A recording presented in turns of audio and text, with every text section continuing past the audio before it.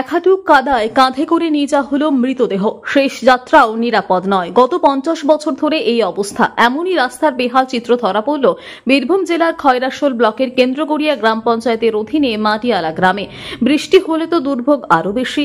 পাকা রাস্তার অভাবে মৃতকে সমাধিস্থ করতে গেলেও জলে কাদায় প্রায় ডুবে যেতে হয় শববাহকদের। তবু হুঁশ নেই প্রশাসনের। জল যন্ত্রণার মধ্যেই এক করুণ ছবি দেখা গেল মাটিয়ালা গ্রামে। এই গ্রামের মানুষজনের মরেও যেন শান্তি নেই। কথায় আছে মারা গেলে শান্তি পায় মানুষ, কিন্তু এই গ্রামে ঠিক তার উল্টো চিত্র। মাটিয়ালা গ্রামে কেউ মারা গেলে মাটি দেওয়ার জন্য নিয়ে যেতে হয় 2.5 কিলোমিটার দূরে কবরস্থানে। এই রাস্তা যেতেই নাজেহাল হতে হয় গ্রামবাসীদের। 2.5 কিলোমিটার রাস্তায় কোনো মৃতদেহ নিয়ে যেতে গেলে দুর্বিষহ অবস্থা হয় গ্রামবাসীদের। দীর্ঘদিনের তাদের দাবি এই কবরস্থান যাওয়ার রাস্তা যেন ভালো করে দেওয়া হয়। গ্রামবাসীদের আক্ষেপ যেন মরেও শান্তি নেই আমাদের, শুধুমাত্র প্রতিশ্রুতি যেন সার হয়ে দাঁড়িয়েছে।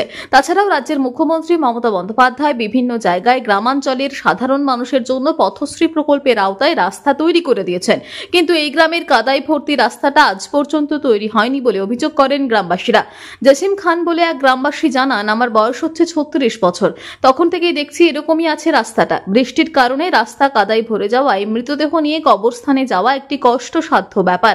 গ্রামের মানুষজন মিলে কোনো মতে মৃতদেহ নিয়ে কবরস্থানে এলাম। জলকাদার মধ্য দিয়ে হেঁটে যেতে হয়, যা খুবই কষ্টকর। অনেক কষ্টে আমরা কবরস্থানে পৌঁছালাম। পাশাপাশি স্থানীয় মসজিদের ইমাম নিজামুদ্দিন রিজভী জানান, রাস্তাটা এত খারাপ যে যারা এই রাস্তা দিয়ে এসেছে একমাত্র তারাই জানে। তাছাড়াও গ্রামবাসীদের পক্ষ থেকে প্রশাসনকে বারবার জানিয়েও সুরাহা হয়নি। গ্রামে কারোর মৃত্যু হলে এই জায়গায় প্রত্যেককে আসতে হবে, তবে বেহাল রাস্তার জন্য সকলে আসতে পারেন না। তাই আমি রাজ্য সরকারকে আবেদন করব, আমি অনুরোধ করব। যা দেখা যাচ্ছে এত যে কষ্ট, একটা মানে যতগুলো লোক আছে এইখানে মোটামুটি লোক আছে আমাদের 500 থেকে 700 লোক আছে। এইখানে দেখেন 50টা লোক আসতে পারেনি, 50 খুব জোরে 100 হবে।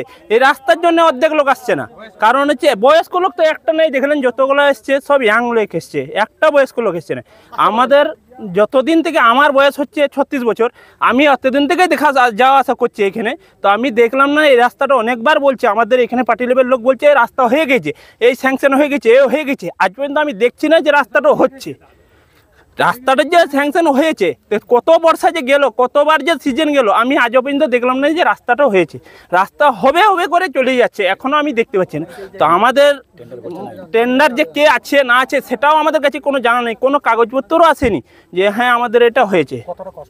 কষ্ট মানে কি, পেরোনোতে যাচ্ছে না, যা অবস্থা সীমার বাইরে। আচ্ছা, মানে আপনারা বলতে চাইছেন যে মরার পরেও শান্তি নাই?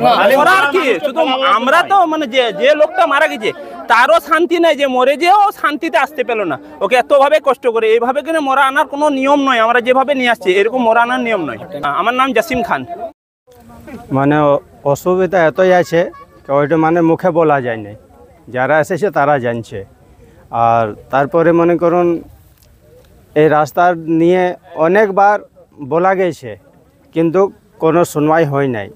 কেননা এই রাস্তাটাকে আমাকে বরাবর আসতে হবে, যে যার ঘরে মাইয়াত হবে খালি ঘরওয়ালা আসবে না, আমাকেও আসতে হবে, পড়োশিকেও আসতে হবে, পুরা গাঁওয়ালা এবং অন্য গাঁয়ের লোকও আসতে হবে। তারা তো এই পজিশন দেখে যাচ্ছে যে মাটিয়ালা খয়রাশোলে যে কবরস্থান আছে সে কবরস্থান যাবার রাস্তাটা ভালো নাই। তো সবাই মিলে জোর দিয়ে পড়ে এই রাস্তাটার জন্য লড়া উচিত, তাকে যেমন এই রাস্তাটা হয়, তাকে লোকের আসা যাবার জন্য আরাম হয়, ওদের কষ্ট যেমন না হয়। মরে যাবার পরও শান্তি নাই, লোক ভালো করে আসতে পারছে না, কাদাতে নামে আসছে, পানি জায়গায় জায়গা আছে, কাদা আছে, কেউ জুতা চপ্পল পরে আসতে পারে না, কেউ জুতা চপ্পল ফেলাই এসেছে।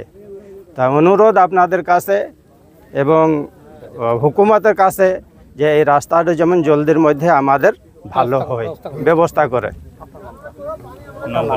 নিজামুদ্দিন রিজভী, ইমাম মসজিদ মাটিয়ালা।